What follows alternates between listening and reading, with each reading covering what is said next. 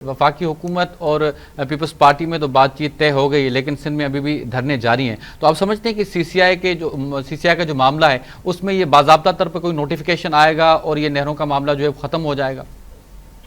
देखिए, जहां तक मैं इस मामले को थोड़ा सा अंडरस्टैंड करता हूं, मैं ये बिलीव करता हूं कि इस वक्त वो पाकिस्तान को, खा वो पंजाब हो या सूबा सिंध हो, उसको पानी की जरूरत है। पानी के क्या नए जखायर होंगे, क्या चीज होगी, किस तरीके से पानी मिलेगा, वो उसके ऊपर बहस की जा सकती है। लेकिन क्या मुतनाज़ नहरें निकाल के वो सूबों को आपस में लड़ाया जाएगा, तो ये कतई तौर पे कोई भी पाकिस्तानी, खा वो पंजाबी हो या सिंधी हो, वो उसको नहीं मानेगा। जोर जबरदस्ती का कोई भी फैसला अगर होगा तो उसको पिजराई नहीं मिलेगी, उससे फायदे के बजाय नुकसान होने का अंदेशा है।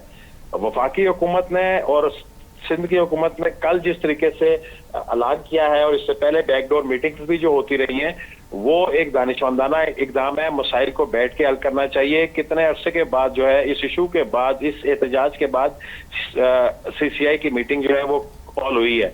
उस पे फैसला ये हुआ है कि जो भी मुश्तरका और अक्सरियती फैसला होगा वो माना जाएगा, अक़लियती फैसला या जोर जबरदस्ती वाला फैसला नहीं माना जाएगा। तो मैं समझता हूं कि ये जो सिंध हुकूमत है वो भी यही क्लेम कर रही थी, पीपल्स पार्टी भी यही क्लेम कर रही थी।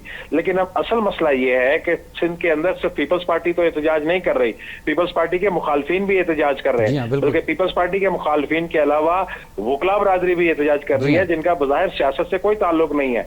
लेकिन आप ये देखें कि वो जो इतने अरसे से अगर बैठे हुए हैं, एहतजाज कर रहे थे, तो उनको खाना पीना कौन दे रहा था, उनको लॉजिस्टिक सपोर्ट कौन दे रहा था? तो ये एक बड़ी एक उलझन सी है आपके सूबे के अंदर। अब जहां तक पीपल्स पार्टी तो मुतमईन हो गई, अब अगला सवाल ये है कि क्या पीपल्स पार्टी ने उसी तरीके से ट्रांसलेट किया अपने वोटर को, अपने सूबे के अवाम को मुतमईन किया? तो इस सवाल का जवाब आना अभी बाकी है।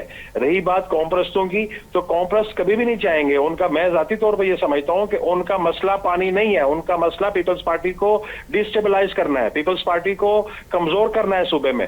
आप देखें 2018 के इलेक्शन देख लें, 2024 के इलेक्शन देख लें, पीपल्स पार्टी को इतनी मजम्मत का सामना नहीं करना पड़ा जितना आज के दौर में, जब कोई सियासी इशू नहीं था, तो वो करना पड़ रहा है। ये जो कॉम्प्रस्ट है, ये सिंध के मासूम लोगों को बेवकूफ बना रहे हैं, उनकी आंखों में धूल झोंक रहे हैं, और उनको जबरदस्ती पीपल्स पार्टी के मुकाबले में या उनके मुखालिफ लाके वो खड़ा करना चाह रहे थे। और ये जो कल मूव हुई है, जैसे वफाक के साथ, वज़ीर-ए-आज़म के साथ मिलकर जो प्रेस कॉन्फ्रेंस की बिलावल भुट्टो ज़रदारी साहब ने, उसमें काफी हद तक जो है वो कमी आने का है। लेकिन अभी वक्त लगेगा। क्या उस प्रेस कॉन्फ्रेंस के बाद, और क्या आज का जो पीपल्स पार्टी का वो जलसा था, क्या ये एहतजाज खत्म हो गया? क्या लोगों ने ये एक्सेप्ट कर लिया कि जो ये लोग बात कर रहे हैं ये बिल्कुल ठीक है, हमें इनकी बात वो माननी चाहिए? मेरा ख्याल है कि अभी तक तो ऐसा नहीं हुआ।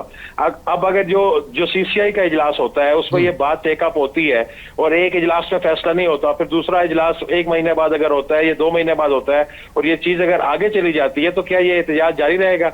क्या पाकिस्तान या पंजाब या सूबा सिंध इस बात का मुतमन्नी हो सकता है कि जो मेन शाहरा आर्टरी है पाकिस्तान की वो बंद हो?